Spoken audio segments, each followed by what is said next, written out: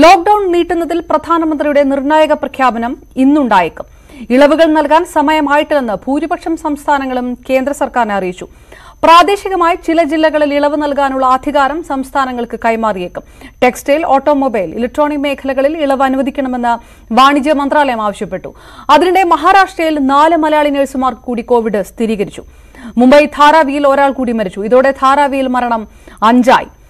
വിശദാംശങ്ങളുമായി രാകേഷും ആതിര സുധാകരനും ചേർന്നു. ആദ്യം രാകേഷ്, ലോക്ഡൌൺ നീട്ടുന്നതുമായി ബന്ധപ്പെട്ടുള്ള പ്രഖ്യാപനങ്ങൾ എപ്പോഴായിരിക്കും ഉണ്ടാവുക? പ്രധാനമായും വളരെ നിർണായകമായിട്ടുള്ള ചില വാണിജ്യ മേഖലകൾക്ക് ഇളവ് നൽകുക, ആ രീതിയിൽ വലിയൊരു സാമ്പത്തിക പ്രതിസന്ധി പരിഹരിക്കാനുള്ള ഒരു നീക്കം നടത്തുക, പക്ഷേ ജനങ്ങൾക്ക് ഉള്ള നിയന്ത്രണം തുടരുക, ഇതാണോ കേന്ദ്ര സർക്കാരിന്റെ ഉള്ളിലുള്ള ഒരു പദ്ധതി? വിശദാംശങ്ങൾ എന്താണ് ഇപ്പോൾ ലഭ്യമായിരിക്കുന്ന വിശദാംശം? അപർണ, പ്രധാനമന്ത്രി പ്രഖ്യാപിച്ചിരിക്കുന്ന ലോക്ഡൌണിന്റെ ആദ്യഘട്ടം, അതായത് 20 ദിവസത്തെ ലോക്ഡൌൺ നാളെയാണ് അവസാനിക്കുന്നത്. ഇന്ന് പ്രധാനമന്ത്രി രാജ്യത്തെ അഭിസംബോധന ചെയ്തേക്കുമെന്നാണ് സൂചന. പക്ഷേ ഇക്കാര്യത്തിൽ ഔദ്യോഗിക സ്ഥിരീകരണം ഇതുവരെ കേന്ദ്ര സർക്കാരിന്റെ ഭാഗത്തുനിന്ന് ഉണ്ടായിട്ടില്ല. ഇന്നുണ്ടായില്ലെങ്കിൽ നാളെയായിരിക്കും പ്രധാനമന്ത്രി രാജ്യത്തെ അഭിസംബോധന ചെയ്യുക. ഏതായാലും ചില നിർദ്ദേശങ്ങൾ കേന്ദ്രത്തിന്റെ പരിഗണനയിലുണ്ട്. പ്രധാനമായും കോവിഡ് ബാധിത മേഖലകളെ അത് 3 സോണുകളായി തിരിക്കാനാണ് കേന്ദ്രം ആലോചിക്കുന്നത്. റെഡ്, ഗ്രീൻ, യെല്ലോ എന്നിങ്ങനെ 3 സോണുകളായി തിരിക്കാൻ ആലോചിക്കുന്നു. ഇതിൽ റെഡ് സോൺ, ഹോട്ട്സ്പോട്ടുകൾ എന്ന് പറയപ്പെടുന്ന ഈ സോണുകളിൽ നിലവിലെ നിയന്ത്രണങ്ങൾ അതേപടി തുടരും. അതായത് ഒരു ഇളവുകളും അനുവദിച്ചേക്കില്ല. മറ്റിടങ്ങളിൽ, ഗ്രീൻ സോണുകളിൽ കൂടുതൽ കേസുകളൊന്നും തന്നെ റിപ്പോർട്ട് ചെയ്യപ്പെടാത്ത മേഖലകളിൽ ഇളവ് അനുവദിക്കും. രാജ്യത്ത് ഇത്തരത്തിൽ 400 ജില്ലകൾ ഉണ്ട് എന്നാണ് കേന്ദ്ര സർക്കാർ വ്യക്തമാക്കുന്നത്. ഓറഞ്ച് സോണിൽ നിയന്ത്രണങ്ങളോടുകൂടി ഇളവ് അനുവദിക്കും. പക്ഷേ നിയന്ത്രണങ്ങൾ കർക്കശമായിരിക്കുമെന്നാണ് കേന്ദ്രം വ്യക്തമാക്കുന്നത്. ഇതാണ് കേന്ദ്രം പ്രധാനമായും പരിഗണിക്കുന്നത്. ഒപ്പം തന്നെ വിവിധ മന്ത്രാലയങ്ങൾ ചില നിർദ്ദേശങ്ങൾ കേന്ദ്രത്തിന് മുമ്പാകെ നൽകിയിട്ടുണ്ട്. അതായത് ടെക്സ്റ്റൈൽ, ഓട്ടോമൊബൈൽ, ഇലക്ട്രോണിക് മേഖലകളിൽ ഇളവ് നൽകണമെന്നാണ് വാണിജ്യ മന്ത്രാലയത്തിന്റെ ആവശ്യം. ഇവിടങ്ങളിൽ സാമൂഹിക അകലവും ശുചീകരണവും ഉറപ്പുവരുത്തണം. ഒരു ഷിഫ്റ്റിൽ ഏതാണ്ട് 25% ആളുകളെ ഉപയോഗിച്ച് പ്രവർത്തനങ്ങൾ അനുവദിക്കാം. നിർമ്മാണ മേഖലകളും ഇത്തരം നിലവിൽ അടഞ്ഞുകിടക്കുകയാണ്. അതുകൊണ്ട് നിർമ്മാണ പ്രവർത്തനങ്ങളും അനുവദിക്കാം. പക്ഷേ ഈ തൊഴിലാളികളെ അതത് തൊഴിലിടങ്ങളിൽ താമസിപ്പിച്ചുകൊണ്ട് നിർമ്മാണ പ്രവർത്തനം അനുവദിക്കാമെന്നാണ് വാണിജ്യ മന്ത്രാലയം നൽകിയിരിക്കുന്ന നിർദ്ദേശം. ഒപ്പം തന്നെ ഭക്ഷ്യം, രാസവളം, ബീവറേജ് പ്ലാന്റുകൾ തുടങ്ങിയവ ഒറ്റ ഷിഫ്റ്റ് സമ്പ്രദായത്തിൽ പ്രവർത്തിപ്പിക്കാൻ അനുവദിക്കണമെന്നും വാണിജ്യ മന്ത്രാലയം നൽകിയ ശുപാർശയിൽ വ്യക്തമാക്കുന്നുണ്ട്. ഇതിനു പുറമെ കാർഷിക മേഖലയിൽ പല സംസ്ഥാനങ്ങളിലും വിളവെടുപ്പ് കാലമാണ്. അതുകൊണ്ട് തന്നെ കാർഷിക മേഖലയിൽ ഇളവ് അനുവദിക്കുന്ന കാര്യവും കേന്ദ്രം സജീവമായി പരിഗണിക്കുന്നുണ്ട്. ഏതായാലും ഒരു ഔദ്യോഗിക പ്രഖ്യാപനം കേന്ദ്രത്തിന്റെ ഭാഗത്തുനിന്ന് ഇനിയും വന്നിട്ടില്ല. ഇന്നുണ്ടായില്ലെങ്കിൽ നാളെയായിരിക്കും പ്രധാനമന്ത്രി രാജ്യത്തെ അഭിസംബോധന ചെയ്യുക. അപർണ, രാകേഷാണ് വിശദാംശങ്ങൾ നൽകിയത്. മിക്കവാറും ഇന്ന് തന്നെ ഉണ്ടായേക്കും ലോക്ഡൌൺ നീളുന്നതുമായി ബന്ധപ്പെട്ട പ്രഖ്യാപനങ്ങൾ. ചില മേഖലകളിൽ ഇളവ് നൽകാനുള്ള തീരുമാനം ഉണ്ടാകുമെന്നുകൂടി രാകേഷ് റിപ്പോർട്ട് ചെയ്യുന്നു. മഹാരാഷ്ട്രയുടെ വിശദാംശങ്ങളുമായി ആതിര സുധാകരൻ ചേർന്നു. ആതിര, മുംബൈയിൽ നിന്ന്, പ്രത്യേകിച്ച് ധാരാവിൽ നിന്ന് വരുന്നത് വീണ്ടും ആശങ്കയുടെ വാർത്തകൾ തന്നെയാണ്. എങ്ങനെയാണ് മഹാരാഷ്ട്രയിലെ കണക്കുകൾ ഇന്ന്? ആരോഗ്യ പ്രവർത്തകരിലേക്കും കൂടി കോവിഡ് പടരുന്നത് നിയന്ത്രിക്കാനാവാത്തതാണ് ഇപ്പോൾ മഹാരാഷ്ട്രയിലെ വലിയ ഒരു പ്രതിസന്ധി. ഇന്ന് 4 മലയാളി നഴ്സുമാർക്കാണ് പുതിയതായി രോഗം സ്ഥിരീകരിച്ചിരിക്കുന്നത്. ഇതിൽ ഒരു നഴ്സ് പൂനെ റൂബി ഹോൾ ആശുപത്രിയിൽ ഉള്ളതാണ്. ഈ ആശുപത്രിയിലെ 36 നഴ്സുമാരെ ഇപ്പോൾ ക്വാറന്റൈനിൽ പ്രവേശിപ്പിച്ചിരിക്കുകയാണ്. ഇപ്പോൾ ഫാട്ടിയ ആശുപത്രിയിൽ 11 പേർക്ക് കൂടി പുതിയതായി കോവിഡ് പോസിറ്റീവാണ്. നഴ്സുമാർ, ഡോക്ടർമാർ, മറ്റ് ജീവനക്കാർ അടക്കം 25 പേർക്ക് ആശുപത്രിയിൽ മാത്രം കോവിഡ് പോസിറ്റീവായി മാറിയിട്ടുണ്ട്. ധാരാവിയിൽ ഇന്ന് പുതിയതായി ഒരാൾ കൂടി മരിച്ചിരിക്കുന്നു. മരണസംഖ്യ 5ആയി ഉയർന്നിരിക്കുന്നു. 4 പുതിയ പോസിറ്റീവ് കേസുകൾ ധാരാവിയിലുണ്ട്. ധാരാവിയിൽ മാത്രം 47 കോവിഡ് രോഗികളാണ് ഇപ്പോഴുള്ളത്. ഇത് സമീപ പ്രദേശങ്ങളായ മദീന നഗർ, ജനത കോഓപ്പറേറ്റീവ് ഹൌസിംഗ് സൊസൈറ്റി, ഗുൽമോഹർ എന്നീ മേഖലകളിലും പുതിയ കേസുകളുണ്ട്. ധാരാവിൽ ഡോക്ടർമാരുടെ പ്രത്യേക സംഘം വീടുകൾ കയറിയിറങ്ങിയുള്ള 1982 പേർക്ക് കോവിഡ് രോഗികളാണ് എന്നാണ് ഔദ്യോഗിക സ്ഥിരീകരണം. ഇന്നലെ മാത്രം 22, മുംബൈയിൽ മാത്രം 16 പേർ മരിച്ചിട്ടുണ്ട്. ആകെയുള്ള മരണസംഖ്യ 149 ഈ 149 92 പേരും മരിച്ചിരിക്കുന്നത് മുംബൈയാണ്. വിശദാംശങ്ങൾ നൽകിയത്. ലോക്ഡൌണിൽ കേരളത്തിൽ എന്തൊക്കെ ഇളവുകൾ നൽകണമെന്ന് അടുത്ത മന്ത്രിസഭാ യോഗത്തിൽ തീരുമാനിക്കും. കേന്ദ്ര തീരുമാനം അറിഞ്ഞ ശേഷം മതി തുടർ നടപടികളെന്നാണ് ഇന്നത്തെ സംസ്ഥാന മന്ത്രിസഭാ യോഗത്തിന്റെ തീരുമാനം. വിവരങ്ങളുമായി ടി ജി സജിത്ത് ചേരുന്നു. സജിത്ത്, ലോക്ഡൌൺ നീട്ടുന്നതുമായി ബന്ധപ്പെട്ടുള്ള കേന്ദ്രത്തിന്റെ തീരുമാനം വന്നിട്ടില്ല. ഇന്നോ നാളെയോ എന്നുള്ള രീതിയിൽ കാര്യങ്ങൾ നിൽക്കുന്നു. അപ്പോൾ അതുകൂടി അറിഞ്ഞ ശേഷം തീരുമാനങ്ങൾ വന്നാൽ മതി എന്ന് തീരുമാനിക്കുകയാണോ സംസ്ഥാന സർക്കാർ? ഏതായാലും യാത്രാ വിലക്കിൽ മാറ്റം ഉണ്ടാകില്ല എന്നുള്ള സൂചന തന്നെയല്ലേ ഉള്ളത്?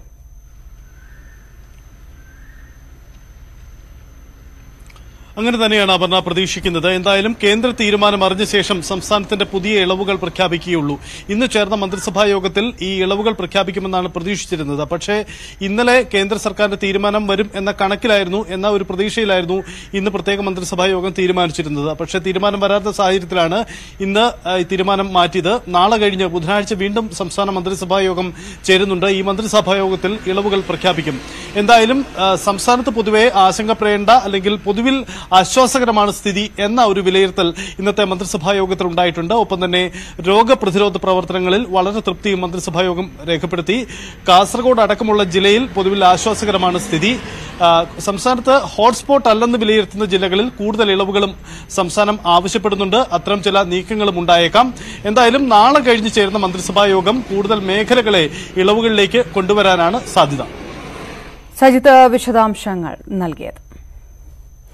വിഷുവിന്റെ തലേദിവസമായി ഇന്ന് സംസ്ഥാനത്തെ മാർക്കറ്റുകളിൽ പതിവിൽ കവിഞ്ഞ തിരക്കാണ്. അതേസമയം കണ്ണട കടകളും AC, ഫാൻ, ഫ്രിഡ്ജ് തുടങ്ങിയവ നന്നാക്കുന്ന കടകളും ഇന്ന് തുറന്നു. വിവരങ്ങളുമായി കൊച്ചിയിൽ നിന്ന് ഡാനിപ്പോളും തിരുവനന്തപുരം ചാല മാർക്കറ്റിൽ നിന്ന് ഉമേഷ് ബാലകൃഷ്ണനും ചേരുന്നു. ആദ്യം ഡാനിപ്പോളിന്റെ റിപ്പോർട്ടിലേക്ക്. എറണാകുളം മാർക്കറ്റിൽ ആദ്യഘട്ടത്തിൽ, അതായത് രാവിലെ ഉണ്ടായിരുന്ന തിരക്കിൽ നിന്ന് ഇപ്പോൾ അല്പം വ്യത്യാസം വന്നിരിക്കുന്നു. കാരണം പോലീസിൻ്റെ ഒരു സംയോജിതമായൊരു ഇടപെടൽ വളരെ കാര്യക്ഷമമായി തന്നെ ഉണ്ടായെന്ന് തന്നെ പറയാം. നിലവിൽ അതിനുശേഷം, അതായത് രാവിലത്തെ ഒരു വലിയ തിരക്കിന് ശേഷം പോലീസ് കാര്യമായി തന്നെ ഇവിടെ ഇടപെടുകയും അതോടൊപ്പം തന്നെ വ്യക്തമായ നിർദ്ദേശങ്ങൾ ഈ വഴിയോര കച്ചവടക്കാർക്കും മറ്റ് കച്ചവടക്കാർക്കും തന്നെ വ്യക്തമായ രീതിയിൽ തന്നെ പറഞ്ഞ് മനസ്സിലാക്കുകയും ചെയ്തു. കൃത്യമായ ഒരു അകലം പാലിക്കേണ്ടത് ആവശ്യം തന്നെയാണ്, അത് ഒരു നിയമലംഘനം കൂടിയാണെന്നുള്ളത് അടക്കമുള്ള കാര്യങ്ങൾ പറഞ്ഞു. അതോടൊപ്പം തന്നെ കച്ചവടക്കാരോട് മുഴുവൻ പേരോടും തന്നെ ഈ മാസ്ക് ധരിക്കുന്നതിൻ്റെ അതിൻ്റെ ഒരു ആവശ്യം, അല്ലെങ്കിൽ തുവാല കൊണ്ട് മുഖം കെട്ടേണ്ടത് അടക്കമുള്ള കാര്യങ്ങൾ, അതുപോലുള്ള കാര്യങ്ങളടക്കം നിർദ്ദേശിച്ചിരുന്നു. അത് കൂടുതലായും തന്നെ ഇവിടേക്ക് എത്തുന്ന സാധനങ്ങൾ വാങ്ങിക്കാൻ എത്തുന്നവരിലാണ് ഇത് കുറച്ചെങ്കിലും വിമുഖത കാണിക്കുന്നത്. അവർ ഇത് ഉപയോഗിക്കാനുള്ളൊരു മടി കാണിക്കുന്നതും അത് കച്ചവടക്കാരും പോലീസുകാരും ഉൾപ്പെടെയുള്ളവരാണ് പിന്നീട് അവരോട് അത് പറയുന്നത്. ഇപ്പോൾ ഇത്തരം കാര്യങ്ങൾ കുറച്ചുകൂടി വ്യക്തത വന്നിട്ടുണ്ട്. കാരണം വരുന്നവരെ മാസ്ക് കെട്ടിക്കൊണ്ട് ഇവിടേക്ക് വരുന്നു. അതിനുള്ള നിർദ്ദേശങ്ങൾ തുടക്കത്തിൽ പോലീസ് ഉദ്യോഗസ്ഥർ നൽകുന്നുണ്ട്. അതോടൊപ്പം തന്നെ ഇതിനകത്ത് മാർക്കറ്റിനകത്തേക്ക് വരുമ്പോൾ പോലീസും ഇറങ്ങി മറ്റ് കച്ചവടക്കാരോടും യാത്രക്കാരോടും അടക്കമുള്ളവരോട് ഇത്തരം കാര്യങ്ങൾ നിർദ്ദേശിക്കുന്നുണ്ട്. പൊതുവിൽ ഇപ്പോൾ തുടക്കത്തിലുണ്ടായിരുന്നതിനേക്കാൾ ഇപ്പോൾ ആ സ്ഥിതി അല്പം മാറിയിട്ടുണ്ട്. തിരക്ക് നിയന്ത്രിച്ചു നിർത്തുന്നതോടൊപ്പം തന്നെ ഇത്തരം ക്രമീകരണങ്ങൾ, ഈ സാമൂഹിക അകലം ഉൾപ്പെടെയുള്ള കാര്യങ്ങൾ, അതോടൊപ്പം തന്നെ മാസ്ക് ധരിച്ചുകൊണ്ട് എത്തുന്നത് പൊതുവിടങ്ങളിൽ എത്തേണ്ടതിൻ്റെ ഒരു ആവശ്യങ്ങൾ അടക്കമുള്ള കാര്യങ്ങൾ വളരെ വ്യക്തമായിട്ട് തന്നെ ഇവർക്ക് പറഞ്ഞു കൊടുക്കാൻ കഴിയുന്നുണ്ട്. തുടക്കത്തിൽ പലരും തന്നെ ഇതിനോട് വിമുഖത പ്രകടിപ്പിക്കുകയായിരുന്നു. പലരും തന്നെ ഇതിൻ്റെ ഒരു ആവശ്യമില്ല എന്നുള്ള രീതിയിൽ തന്നെയായിരുന്നു സംസാരിച്ചത്. പക്ഷേ ഇപ്പോൾ ആ കാര്യങ്ങൾ കുറച്ചുകൂടി മാറിയിരിക്കുന്നു. വ്യക്തമായിട്ട് തന്നെ ഇത് ഈ ഒരു നിർദ്ദേശങ്ങൾ, പോലീസിൻ്റെ നിർദ്ദേശങ്ങൾ അനുസരിക്കാൻ തങ്ങൾ ബാധ്യസ്ഥരാണെന്നുള്ള രീതിയിലേക്ക് തന്നെ കാര്യങ്ങൾ പറഞ്ഞ് മനസ്സിലാക്കിയിരിക്കുന്നു. അതോടൊപ്പം തന്നെ ഡെപ്യൂട്ടി കമ്മീഷണർ പൂങ്കുലിയുടെ നേതൃത്വത്തിൽ ഇവിടേക്ക് അവർ എത്തുകയും അതോടൊപ്പം തന്നെ ട്രാഫിക്കിൻ്റെ നിർദ്ദേശങ്ങൾ നേരിട്ട് ഇടപെട്ടുകൊണ്ട് ഇത്തരം കാര്യങ്ങൾ ക്രമീകരിക്കുകയും ചെയ്തിരിക്കുന്നു. നിലവിലിപ്പോൾ എറണാകുളം മാർക്കറ്റിന് ഇപ്പോൾ ഉള്ള ഒരു സ്ഥിതി എന്ന് പറയുന്നത് കാര്യങ്ങളിപ്പോൾ പോലീസിൻ്റെ നിയന്ത്രണത്തിൽ തന്നെയായിരിക്കുന്നു. തിരക്കിന് അടക്കമുള്ള കാര്യങ്ങൾക്ക് ഏതാണ്ട് നിയന്ത്രണം വന്നിരിക്കുന്നു. തിരുവനന്തപുരം ചാല മാർക്കറ്റിൽ നിന്ന് ഉമേഷ് ബാലകൃഷ്ണന്റെയും റിപ്പോർട്ടിലേക്ക്.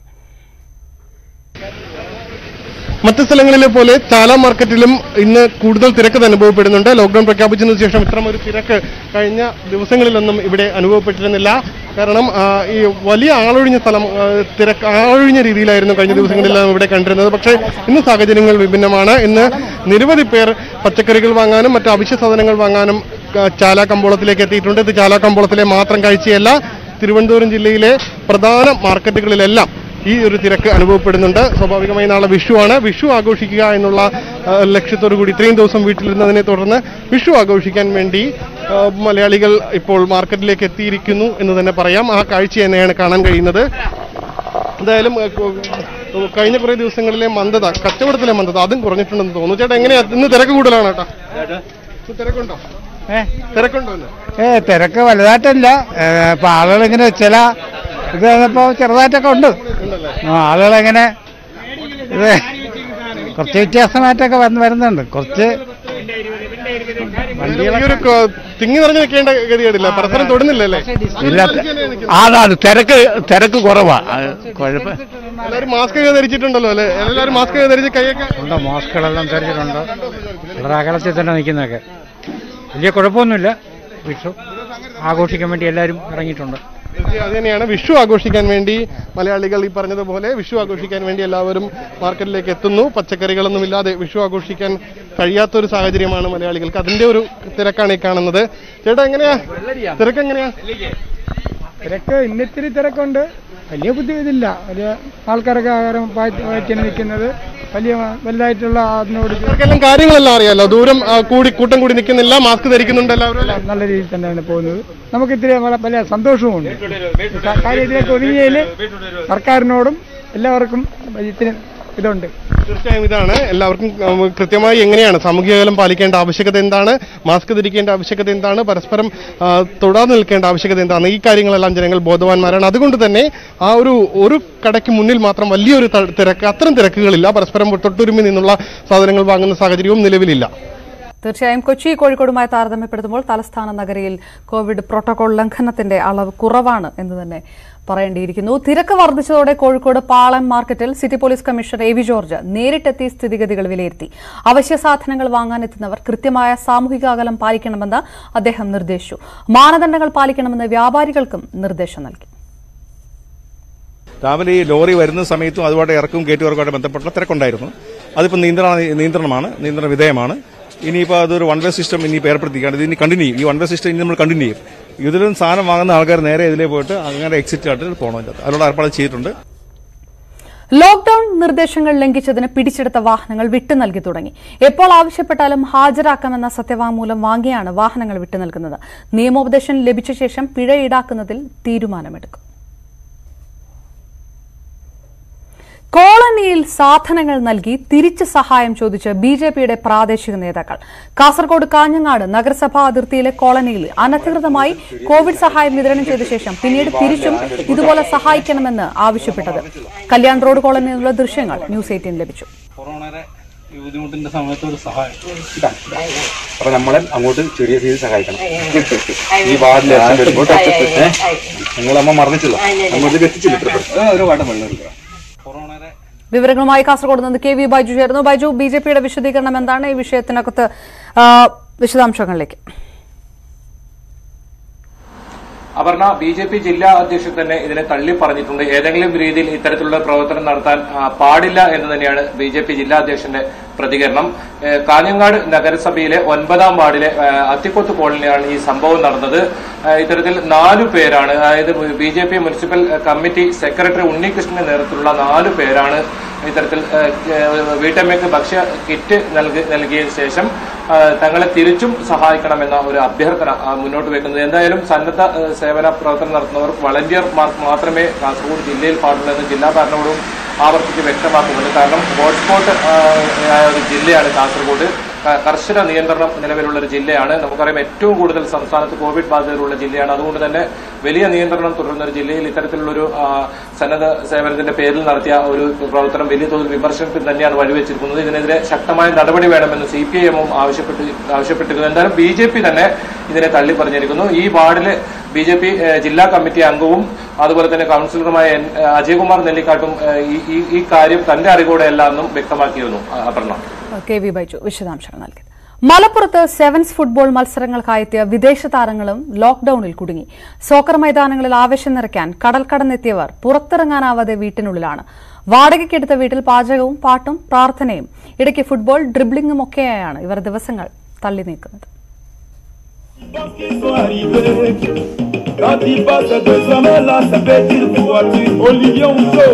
ലുല്ലു, സോസോ, റോക്കി, ജെയിംസ്, ബാബ, സെഡ്രിക് ഐവറി കോസ്റ്റുകാരായ ഫുട്ബോൾ താരങ്ങളാണ്. മലപ്പുറത്തെ സെവൻസ് ഫുട്ബോൾ മൈതാനങ്ങളിൽ ആവേശമാകാൻ കടൽ കടന്നെത്തിയവർ ജൂൺ വരെ നീളുന്ന സെവൻസ് സീസണിൽ പങ്കെടുക്കാൻ കഴിഞ്ഞ ഡിസംബറിലെത്തി. എന്നാൽ കോവിഡ് ജാഗ്രതയിൽ എല്ലാം അടച്ചുപൂട്ടിയതോടെ ശരിക്കും പെട്ടു. ഇപ്പോൾ കൊണ്ടോട്ടിക്കടുത്ത് ചെറളപ്പാലത്തെ വാടക വീട്ടിനുള്ളിൽ ഇരിപ്പാണ് എല്ലാവരും. The situation is very difficult because full members stay home, no playing, no get money. For send money in family is not possible also. നാട്ടിലെ അവസ്ഥയും വ്യത്യസ്തമല്ലെന്ന് ഇവർ പറയുന്നു.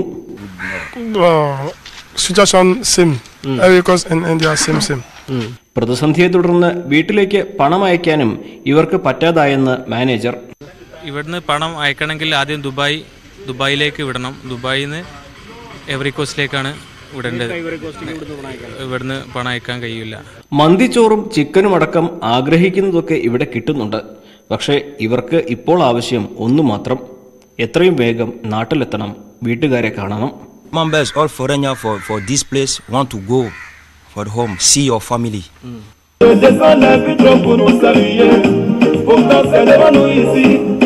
സെവൻസ് ഫുട്ബോൾ കളിക്കാനെത്തി കുടുങ്ങിപ്പോയവർ ഇവരെ പോലെ 200-ലധികം പേരുണ്ട് മലപ്പുറം ജില്ലയിൽ. ഇവർക്കെല്ലാം പറയാനുള്ളത് ഒരു കാര്യം തന്നെയാകും, എത്രയും പെട്ടെന്ന് നാട്ടിലേക്ക് തിരിച്ചു പോകണം. സർക്കാർ അതിനുള്ള സൗകര്യം ഒരുക്കി നൽകണം. അഖിലോട്ട് പറയ്ക്കൊപ്പം CB അനുമോദ്, News 18. ലോകത്ത് കോവിഡ് മരണം 1,14,000 കടന്നു. കോവിഡ് ബാധിതരുടെ എണ്ണം 18.5 ലക്ഷത്തിലേറെയായി. അമേരിക്കയിൽ ഇന്നലെയും 1,500-ലേറെ പേർ മരിച്ചു. ഇറ്റലി, ഫ്രാൻസ്, സ്പെയിൻ എന്നിവിടങ്ങളിൽ മരണനിരക്ക് കുറഞ്ഞപ്പോൾ യൂറോപ്പിലെ ഏറ്റവും മോശം സാഹചര്യത്തിലേക്ക് കടക്കുകയാണ് ബ്രിട്ടൻ. ചൈനയിൽ കോവിഡ് ബാധിതരുടെ എണ്ണം വീണ്ടും ഉയരുന്നതും ആശങ്കയുണ്ടാക്കും. കഴിഞ്ഞ ദിവസങ്ങളെ അപേക്ഷിച്ച് മരണസംഖ്യയിൽ നേരിയ കുറവുണ്ടായെങ്കിലും അമേരിക്കയിൽ ആശങ്ക തുടരുകയാണ്. ശനിയാഴ്ച 2000-ലേറെ മരണമുണ്ടായെങ്കിൽ ഇന്നലെ 1500 പേരാണ് മരിച്ചത്. രോഗകേന്ദ്രമായ ന്യൂയോർക്കിൽ ആശുപത്രിയിൽ പ്രവേശിപ്പിക്കുന്നവരുടെ എണ്ണത്തിൽ വലിയ കുറവ് രേഖപ്പെടുത്തി. യൂറോപ്പിൽ കോവിഡ് ഏറ്റവും മോശമായി ബാധിക്കുന്ന രാജ്യമായി ബ്രിട്ടൻ മാറുമെന്നാണ്. ഇന്നലെ മാത്രം 700-ലേറെ പേർ മരിച്ചു. ആകെ മരണസംഖ്യ 10,000 കടന്നു.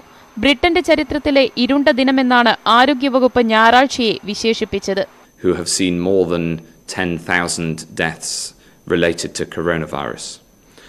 The fact that over 10,000 people have now lost their lives to this invisible killer demonstrates just how serious coronavirus is. Italy, Spain, France തുടങ്ങിയ രാജ്യങ്ങളിൽ മരണനിരക്കിലും പുതുതായി റിപ്പോർട്ട് ചെയ്യപ്പെടുന്ന കേസുകളുടെ എണ്ണത്തിലും കുറവുണ്ട്. ഇറ്റലിയിൽ 24 മണിക്കൂറിനിടെ 400 എന്ന നിരക്കിലേക്ക് മരണനിരക്ക് താഴ്ന്നു. ഫ്രാൻസിലും സ്പെയിനിലും 500-നും 600-നും ഇടയിലാണ് മരണനിരക്ക്. ചൈനയിൽ കഴിഞ്ഞ ഒരാഴ്ചക്കിടെ ഏറ്റവും കൂടുതൽ കോവിഡ് കേസുകളാണ് ഇപ്പോൾ റിപ്പോർട്ട് ചെയ്തിരിക്കുന്നത്. 100-ലേറെ കേസുകളാണ് പുതുതായി റിപ്പോർട്ട് ചെയ്തത്. 2 പേർ മരിച്ചു. സ്ഥിതിഗതികൾ നിയന്ത്രണ വിധേയമാണെന്നും വിദേശത്തു നിന്നെത്തിയവർക്കാണ് ഇപ്പോൾ രോഗം സ്ഥിരീകരിച്ചതെന്നാണ് ചൈനയുടെ വിശദീകരണം. News desk, News 18. കോവിഡിന് മുന്നിൽ പകച്ചു നിൽക്കുകയാണ് ലോക 1-ാം നമ്പർ രാജ്യമെന്ന് അവകാശപ്പെടുന്ന അമേരിക്ക. മരണനിരക്കും രോഗം ബാധിക്കുന്നവരുടെ എണ്ണവും ദിവസവും കൂടുകയാണ്. രോഗബാധിതരിൽ 1/3 അമേരിക്കയിലാണ്. ലോസ് ആഞ്ചലസിൽ നിന്നും റാണി മധുകുമാർ തയ്യാറാക്കിയ റിപ്പോർട്ട്.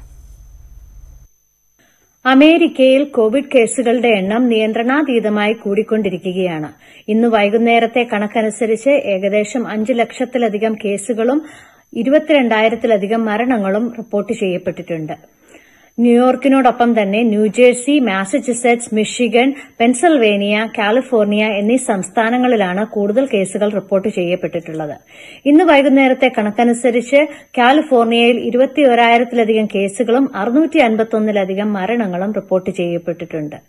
റിപ്പോർട്ട് ചെയ്യപ്പെട്ട മരണങ്ങളിൽ 75% മറ്റ് ആരോഗ്യ പ്രശ്നങ്ങൾ ഉള്ളവരോ അല്ലെങ്കിൽ നഴ്സിംഗ് ഹോം, ഷെൽട്ടർ അതുപോലെയുള്ള സ്ഥാപനങ്ങളിൽ അധിവസിക്കുന്നവരിൽ നിന്നോ ആണ്. പ്രതിരോധ നടപടികളുടെ ഭാഗമായി പൊതുസ്ഥലങ്ങളിൽ മാസ്ക് ധരിക്കുന്നത് അമേരിക്കയിലെ പല നഗരങ്ങളിലും നിർബന്ധിതമാക്കിയിട്ടുണ്ട്. ഇതിനോടൊപ്പം തന്നെ ആരോഗ്യ പ്രവർത്തകരുടെ സുരക്ഷ ഉറപ്പാക്കാനായി സുരക്ഷാ ഉപകരണങ്ങളുടെ ലഭ്യത കൂട്ടുന്നതിനും അതിന്റെ ശരിയായ ഉപയോഗത്തെപ്പറ്റി അവരെ പരിശീലിപ്പിക്കുന്നതിനുമുള്ള ശ്രമങ്ങളും നടത്തുന്നുണ്ട്. ടെസ്റ്റിംഗ് സെന്ററുകളുടെ എണ്ണം കൂട്ടുന്നതിനോടൊപ്പം തന്നെ ഹേർഡ് ഇമ്മ്യൂണിറ്റി ഉണ്ടോ എന്നറിയാനായി ആന്റിബോഡി ടെസ്റ്റിംഗും ആരംഭിച്ചിട്ടുണ്ട്.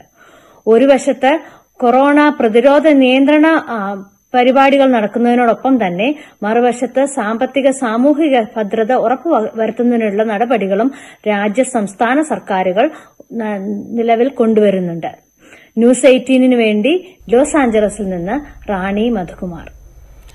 വിദേശ തൊഴിലാളികളുടെ നിയമനത്തിൽ കടുത്ത നിയന്ത്രണം കൊണ്ടുവരാൻ UAE തീരുമാനിച്ചു. സ്വകാര്യ സ്ഥാപനങ്ങളിൽ നിശ്ചിത ശതമാനത്തിലധികം വിദേശികളെ അനുവദിക്കേണ്ടെന്നും UAE തീരുമാനിച്ചു. കോവിഡ് കാലത്തിന് ശേഷം തീരുമാനം നടപ്പാക്കും. പ്രവാസികളെ നാട്ടിലേക്ക് കൊണ്ടുപോകണമെന്ന ആവശ്യം അംഗീകരിക്കാത്ത രാജ്യങ്ങളുമായുള്ള തൊഴിൽ കരാർ പുനഃപരിശോധിക്കാനും UAE ആലോചിക്കും. ഇന്ത്യക്ക് കനത്ത തിരിച്ചടിയാകുന്ന തീരുമാനമാണ് UAE മാനവശേഷി സ്വദേശിവൽക്കരണ മന്ത്രാലയം സ്വീകരിച്ചത്. കോവിഡ് കാലത്തിന് ശേഷമുള്ള തൊഴിലവസരങ്ങളിൽ കൂടുതൽ നിയന്ത്രണം കൊണ്ടുവരാനാണ് തീരുമാനം. ഇതനുസരിച്ച് ഇന്ത്യ അടക്കമുള്ള രാജ്യങ്ങളുമായി ഒപ്പുവെച്ച ധാരണാപത്രങ്ങൾ റദ്ദാക്കും. പകരം നിയമനങ്ങൾക്ക് ക്വാട്ട സംവിധാനം കൊണ്ടുവരും. സ്വകാര്യ സ്ഥാപനങ്ങളിലും നിശ്ചിത ശതമാനത്തിലധികം വിദേശീയരെ അനുവദിക്കില്ല.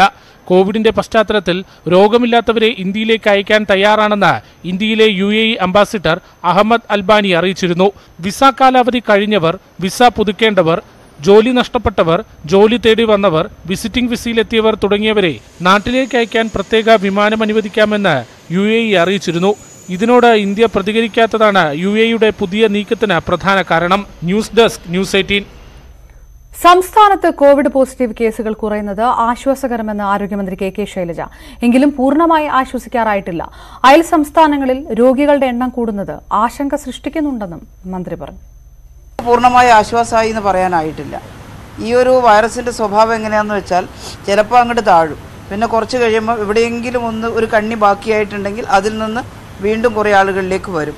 അങ്ങനെയാണ് ഇതിൻ്റെ ഒരു സ്വഭാവം. അതുകൊണ്ട് തന്നെ നാം എടുത്ത പ്രയത്നത്തിന് ഫലം കണ്ടെന്ന ആശ്വാസത്തോടൊപ്പം തന്നെ നാം വളരെ ശ്രദ്ധയോടെ ഇരിക്കേണ്ടതാണ് എന്ന സന്ദേശം കൂടി ഇതിൻ്റെ ഭാഗമായിട്ട് നൽകാനാണ് ആഗ്രഹിക്കുന്നത്. അതുകൊണ്ട് ഇപ്പം 2 കേസല്ലേ ഇന്നലെ ഉണ്ടായിട്ടുള്ളൂ എന്ന് പറഞ്ഞാൽ ഇന്ന് 2 ആവണമെന്നില്ല. നമ്മൾ കണ്ടതാണ് 9 ആയിട്ട് പിന്നെ പിറ്റത്തെ ദിവസം 24 പോയിട്ടുണ്ട്. അങ്ങനെ വരില്ല എന്നുള്ളതാണ് നമ്മുടെ ഒരു കണക്കുകൂട്ടൽ. കോവിഡ് കാലത്ത് പെൻഷനിലും കൈയിട്ട് വാരി തിരുവനന്തപുരം പെരുങ്കടവിള പഞ്ചായത്തിലെ പ്രാദേശിക നേതാവ്. CPM വാർഡ് മെമ്പർ നിർദ്ദേശിച്ചതനുസരിച്ച് പണം കൈമാറാനാണ് ഇടനിലക്കാരനായ പ്രാദേശിക നേതാവ് സ്റ്റീഫൻ ആവശ്യപ്പെടുന്നത്. 1000 രൂപയുടെ കെട്ടിട നിർമ്മാണ തൊഴിലാളി ക്ഷേമനിധി പെൻഷന് അർഹതയുള്ള ഓരോരുത്തരിൽ നിന്നും 100 രൂപ മുതൽ 200 രൂപ വരെയാണ് ഈടാക്കുന്നത്. ബാങ്ക് അക്കൌണ്ടിൽ പണം എത്തുന്നതിന് മുൻപാണ് കമ്മീഷൻ കൈപ്പറ്റുന്നത്. അക്കൌണ്ടിൽ പണം എത്തിയത് സ്വന്തം മിടുക്കുകൊണ്ടാണെന്ന് വരുത്തി തീർത്താണ് തൊഴിലാളികളെ വഞ്ചിക്കുന്നത്. വാർഡ് മെമ്പറുടെ കയ്യിൽ നേരിട്ടോ അടുത്തുള്ള കടയിലോ പണം കൈമാറാനാണ് ഫോണിലൂടെ ബന്ധപ്പെടുമ്പോൾ നേതാവ് ആവശ്യപ്പെടുന്നത്. പറഞ്ഞിട്ടുണ്ടെന്ന് പറഞ്ഞു 100 രൂപ മുമ്പ് ഇതിനൊക്കെ. ശരി. 100 രൂപയും നമ്മള് 100 രൂപ വാങ്ങുന്നുണ്ട്. അത് ഫോട്ടോ കാപ്പിയുടെ പൈസ എല്ലാം നമ്മൾ കൊടുക്കും. ശരി. 100 രൂപ വാങ്ങിയിട്ട് ഫോട്ടോ കാപ്പിയുടെ പൈസ എല്ലാം 20 കൊടുക്കും, 10-15 രൂപ. പിന്നെ അതിന്റെ ബാക്കിയാണ് നമ്മൾ ഇതിന്റെ ചെലവിനൊക്കെ എടുക്കുന്നത്. ശരി. അപ്പൊ വത്സല നിങ്ങളുടെ അടുത്ത് എങ്ങനെ പറഞ്ഞിട്ടാണെന്ന് നമുക്ക് അറിഞ്ഞൂടല്ലോ. അതുകൊണ്ടാണ് ഞാൻ നോക്കി വിളിച്ചിട്ട് പറയാന്ന് പറഞ്ഞു. ശരി. കുഴപ്പമില്ല, ഞാൻ അവിടെ കൊണ്ടൊന്ന് പുറത്തിരിക്കാം കേട്ടാ. ശരി. അണ്ണനെ ഇനി എന്ന് കാണാൻ പറ്റും? ഞാൻ ഇങ്ങോട്ട് വേറെ കാര്യമെല്ലാം കൊടുക്കണം. ഞാൻ കുമാറിന്റെ എല്ലാവരും കൊണ്ട് കൊടുക്കണുണ്ട്. അവിടെ നിന്നാണ് ഞാൻ വാങ്ങിച്ചോണ്ട് പോരണേ. മറ്റേ ഇവിടെ സ്കൂൾ കടയിൽ കുമാറണ്ണനാ? സ്കൂളുടെ കുമാർ അവിടെ ഫോട്ടോസ്റ്റാറ്റ് അവിടെ കട തുറന്നിട്ടുണ്ട്, അവിടെ എടുക്കുന്നുണ്ട്. ശരി. അല്ലെങ്കിൽ അവിടെ കൊണ്ട് കൊടുത്താലും മതി അല്ലേ? അല്ലെങ്കിൽ മത്സരം വീട്ടിൽ കൊടുത്താലും മതി. മത്സര അല്ലെങ്കിൽ കുമാറിന്റെ കയ്യിൽ കൊണ്ടു കൊടുത്താലും മതിയല്ലേ? അതെ. 100 രൂപയും പച്ച പാസ്പോർട്ടിന്റെ കോപ്പി, അക്കൗണ്ടിന്റെ പച്ച ബുക്കിന്റെ ആദ്യം മുതൽ ആ പുതുക്കിയ പേജ് വരെ, പിന്നെ അക്കൗണ്ട് പാസ്ബുക്കിന്റെ കോപ്പി, പിന്നെ ഒരു ഫാം ഉണ്ട്. ആ ഫാം നിങ്ങൾക്ക് കിട്ടിയാ? ഇല്ല ഫാം കിട്ടിയില്ല.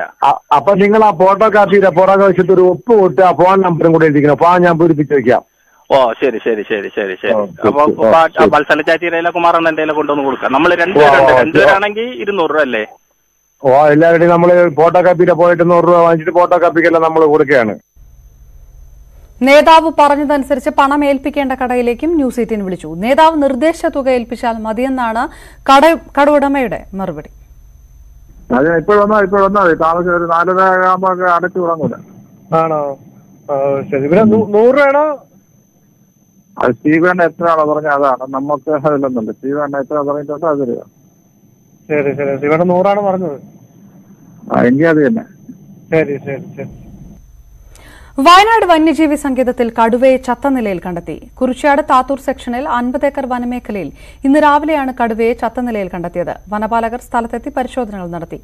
ഏകദേശം 6 വയസ്സുള്ള ആൺകടുവയാണ് ചത്തത്. ജഡത്തിന് 2 ദിവസം പഴക്കമുണ്ടെന്നാണ് നിഗമനം. ഇനി വീട്ടിലെ കാഴ്ചകളിലേക്ക്. വീട്ടിലെ TV.